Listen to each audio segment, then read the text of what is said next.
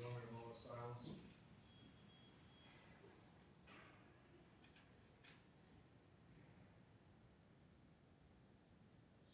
Thank you very much. Please be seated. Cell phones.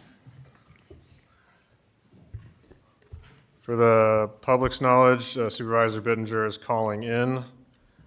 First item on the agenda is approval of the agenda. So moved. I'll second the motion by Radig. Hearing no discussion. All those in favor say aye. Aye. Aye. Opposed say nay. Passes 5-0. Items 2 through 7 constitute a consent agenda of routine action items to be considered by one motion. Items pass unanimously unless a separate vote is requested by a board member.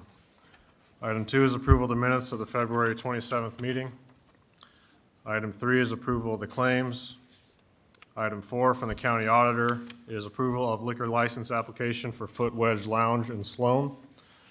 Item 5 from the county treasurer is approval of lifting tax suspension for initials JT. Item 6 from human resources is approval of memorandum of personnel transactions.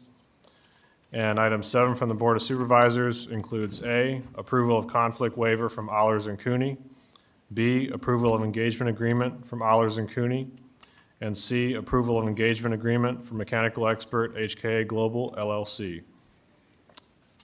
I move the consent agenda. Second. Motion by Taylor, second by Radig. Hearing no discussion. All in favor say aye. Aye. Aye. Opposed say nay. Passes 5-0. We are ahead of our 4:40 PM set time. So at this time, I was notified by County Engineer Mark Nera that due to not being able to get something on the agenda for today, we do have a couple gentlemen who've driven to be with us today to share some exciting news with us. And I want to just basically move ahead to board concerns and give them the time up until 4:40 to come and say what they've come to say. So gentlemen.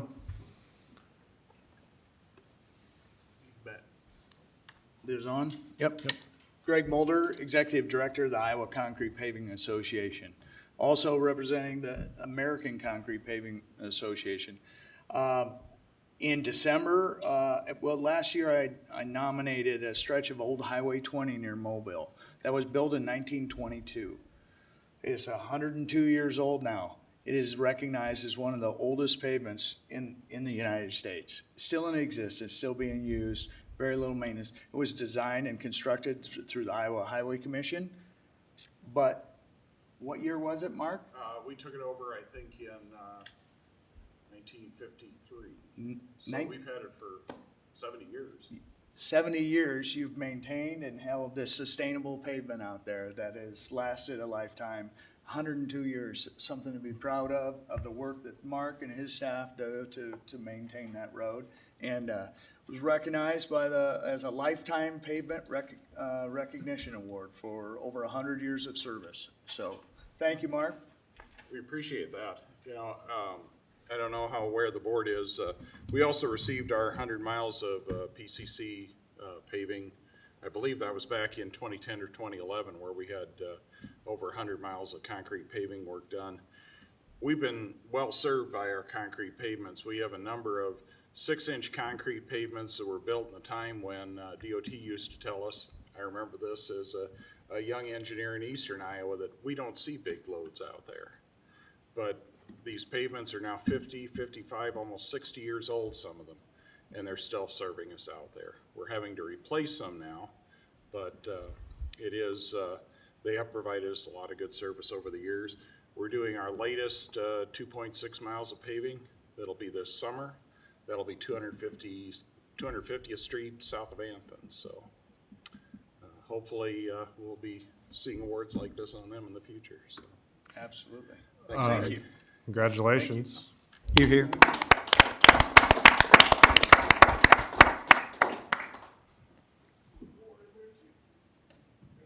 All right, perfect. Thank you. Thank you. Oh, sorry.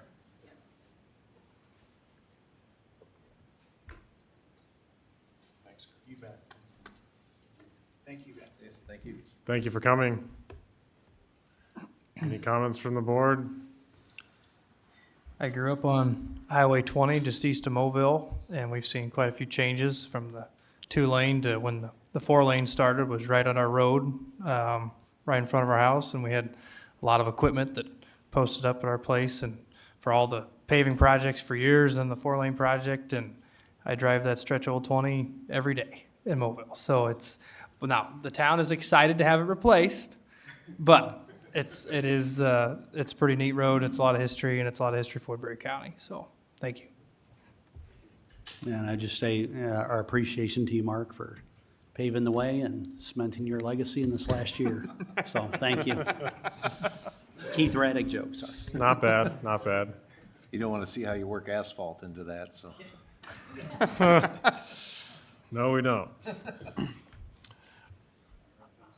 Thank you. Thank you.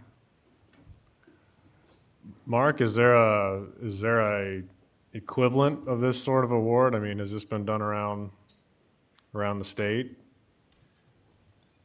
The only other project I've been associated with that has seen something very similar to this is over in Lynn County.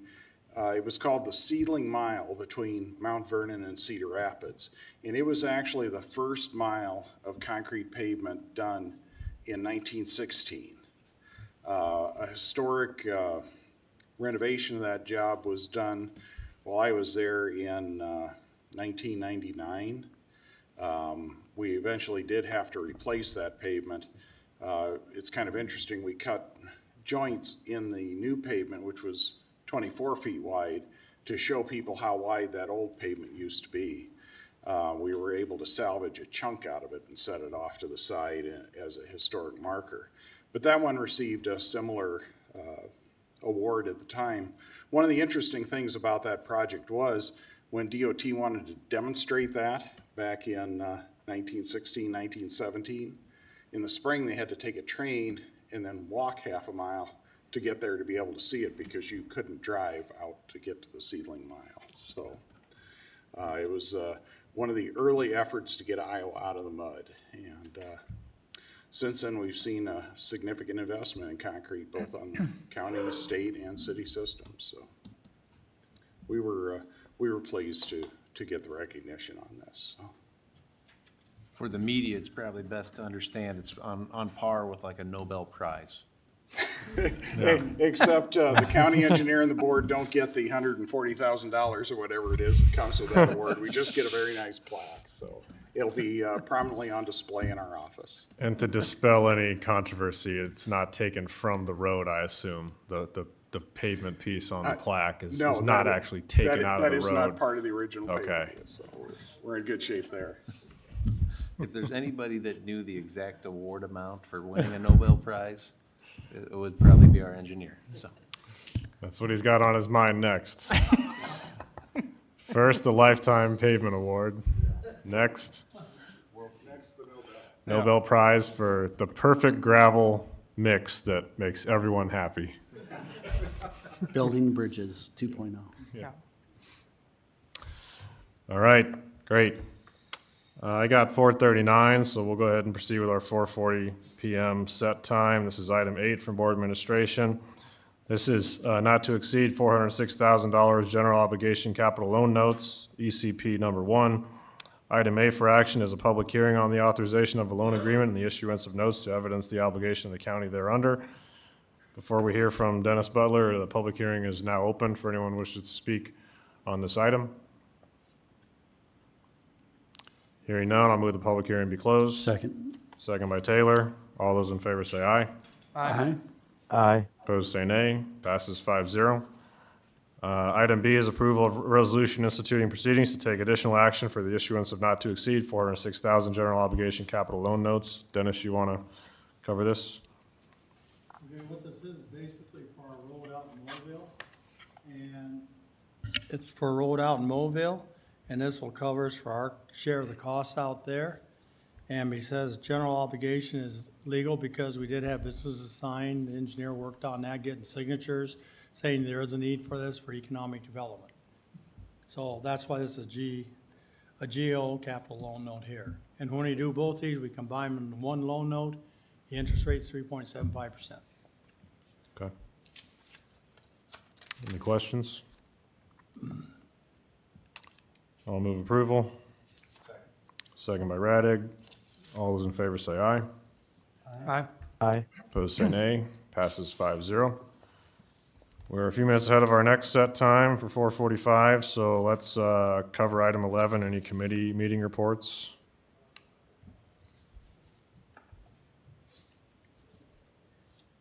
Mr. Bittinger on the phone, any committee reports? No, sir.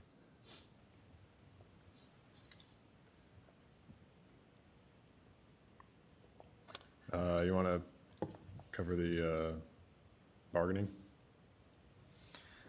Yeah, I can. I guess Engineer Mark Nera and myself and Melissa Thomas took part in the negotiations with our secondary road workers yesterday, and we were able to come to a term with them and come to agreement with them, and a lot of diligent work and got the right language and stuff that they wanted. And so I think at the end of the day, we were all happy, and those guys are very important to our day-to-day activities. So we're hopeful and happy that that's done and we can all get back to work. And so it was 2 full days to get that accomplished. So it was a lot of dedication. Yes, sir. Thank you. We'll see that on a future agenda for approval. Hearing no other committee meeting reports, it's 4:42, so we have time for a 3-minute citizen concern if there is one for this meeting.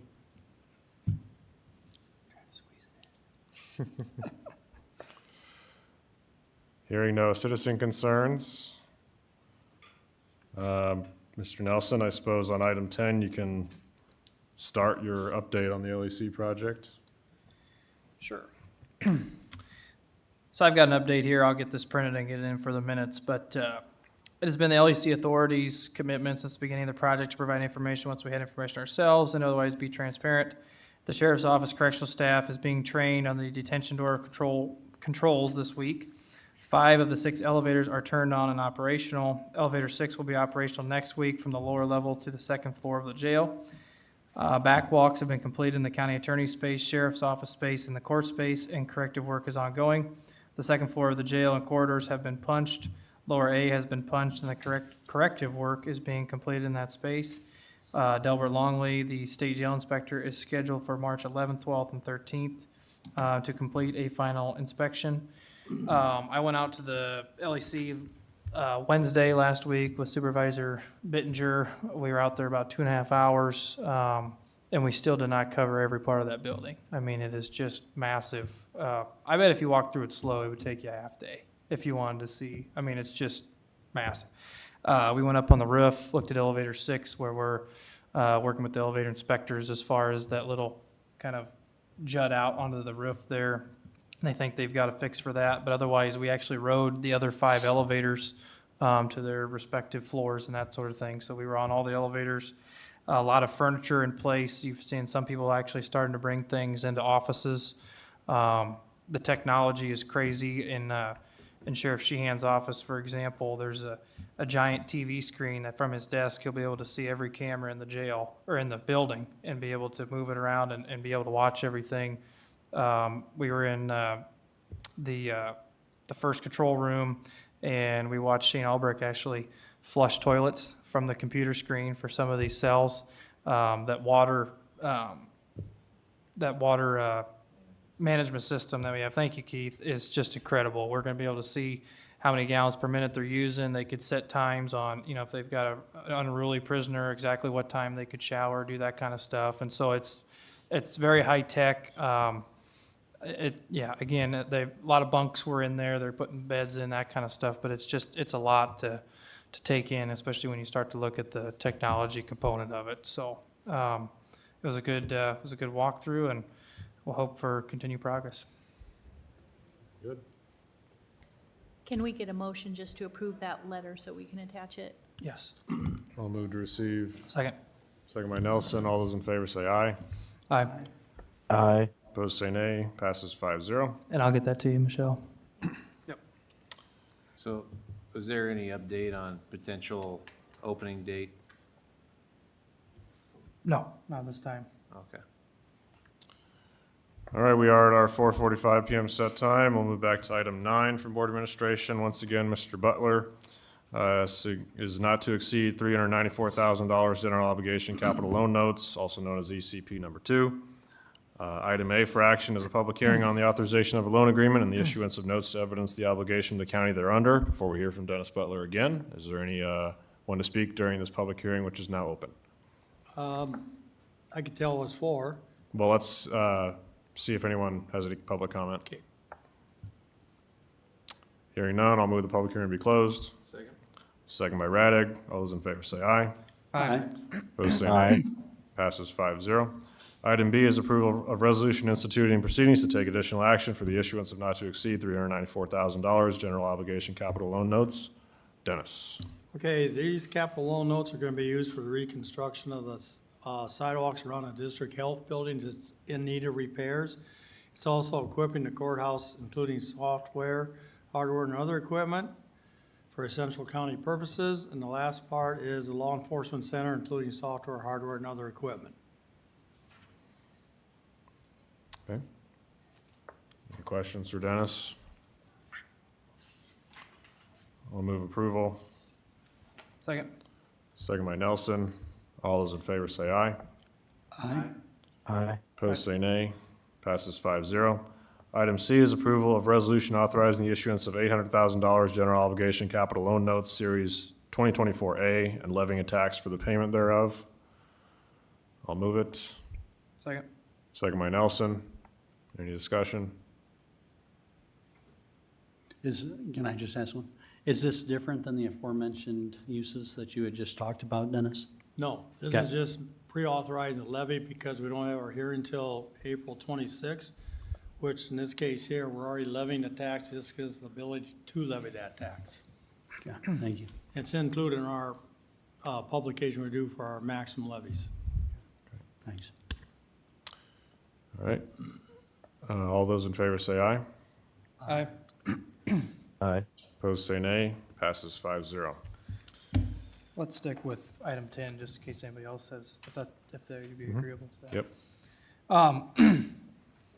Since we were kind of rushed for time, we'll go back. I'll continue to talk about some of the building. So, we've got ASI 10 where we're talking about the balancing of the air handlers, that kind of stuff. So we went into like the DARE office space, and there's a couple other spaces where there's some valves that are making some noise in areas where people would be working or the public would be sitting. So we're still working through that issue, and so we'll see with our next update. Hopefully, we've got some news on that.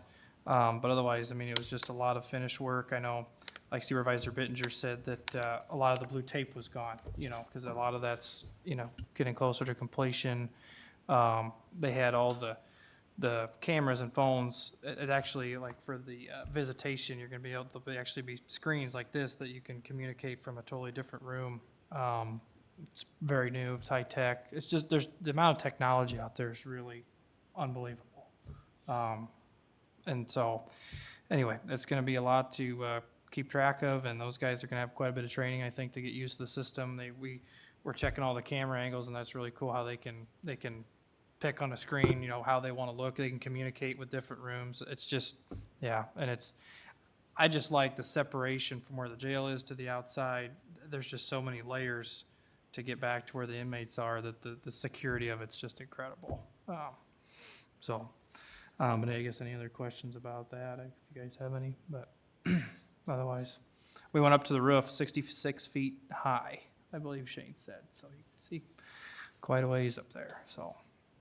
But one of the things I will point out, I guess, is we did go up where the boilers are, kind of the air handlers upstairs on the roof, and we talked about like operational costs. Kenny had a whole wall that was probably about 6 feet high of boxes, and I would say probably, I don't know, 30 feet, like a 30-foot section of wall, probably 6 feet high of boxes, and that was filters for the air handlers. And he said that was probably a quarter of the filters needed for one change of the filters a year, which there are 4. And there's, each box had, probably 6 or 8 filters side by side in it. So it was just, it's just a massive place. So, but anyway. Do you know the time? Do you know the time of the rescheduled authority meeting yet? Yeah, so that's gonna be 2 o'clock on Thursday. Okay. We were supposed to have an LEC meeting at 2 o'clock today. We realized late this morning that email notice had not been properly sent out to the press or the public. We had posted on the website and in the courthouse, but we had not sent out emails. And so rather than, it was kind of, the feedback we were getting was that, we may need to provide that notice. So rather than constitute, a wrongful meeting, we decided to postpone to Thursday. Very good. Yep. Any other questions for Mark? Yeah, I don't really have any other questions, but again, to reiterate how needed this project was in the community and how much more it would have cost to be doing the annual projects across the street. That annual project across the street was like a 8 to 10 year plan. So we'd still have like 4 or 5 years more of construction across the street, and we'd still not be any better off with the building or capacity.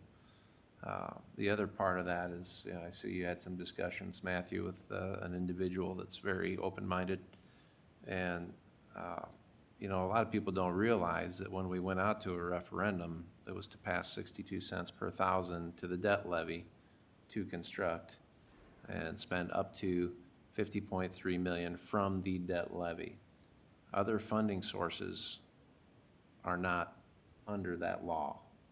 So, when the bids came in over, we were able to fund through other sources, whether they be abated bonds, the general sup or general basic levy. We can bond, or we wouldn't be bonding, we'd just be levying for it.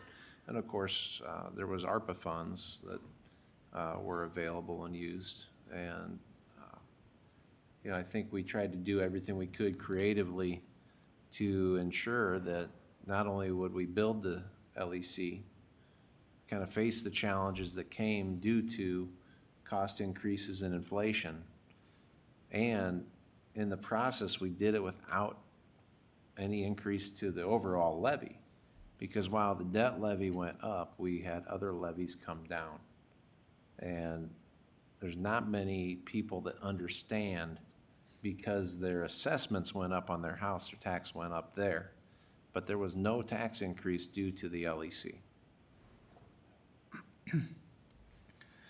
And we've had to navigate some really tough things building that thing, because there's, as a result of COVID and supply chain issues, there were things that we had designed or that were drawn and designed for the jail that we just can't get. Right. It's not a matter of price or staying within a budget. It's just not available anymore. Well, Or they completely changed the dimensions of something to work with the material that they could get. But now we have to work with the architect or the engineer to make that fit. So it's, one of those things is a chiller. We had to approve a change order last year or a couple weeks ago, because of a chiller that we wanted was not the right specs anymore. And it was nothing that we could change. It was, they had to change the times. So it's had a lot of challenges from day one, but I'm glad you brought all that up, Keith, because it's been pretty remarkable. And you guys have been the ones doing most of that. I've only been here a short time, but, yeah, it's an immense project. Well, you hate to have this perception be, oh, we're blaming COVID. Well, COVID's a big part of the inflation and supply chain issues. And obviously, there's other challenges that have come up that have nothing to do with that, but have to do with, Yep. parts of the project we really can't discuss because of, the legal implications there. But, it's just really challenging because this project is still needed, and obviously, from our perspective, we want it done, And as hard as, maybe we have been on the authority, obviously, I think the authority wants it done as well. So it's just a challenge because we're in a role of funding, and you guys are in the role of, it's your project, so. But we do appreciate getting updates. Obviously, ASI 10 and some of the information that comes out, it's really frustrating for us to hear, because we wanted it open yesterday, Yeah. 3 months ago. But it's got to be done right too, and You can't have a jail that's open but only 60 degrees in the winter. So obviously, we want the engineering done right. Then, again, you know, it's a headache you probably didn't want to sign up for when you got on the Board of Supervisors, but you are kind of fortunate to be the county rural resident and by default got to step forward for that role. But you know, obviously, we appreciate what you're doing. Thanks. It's been a lot of work, for sure, so.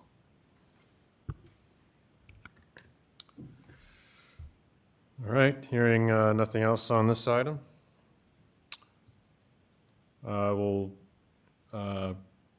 There was no citizen concerns, correct?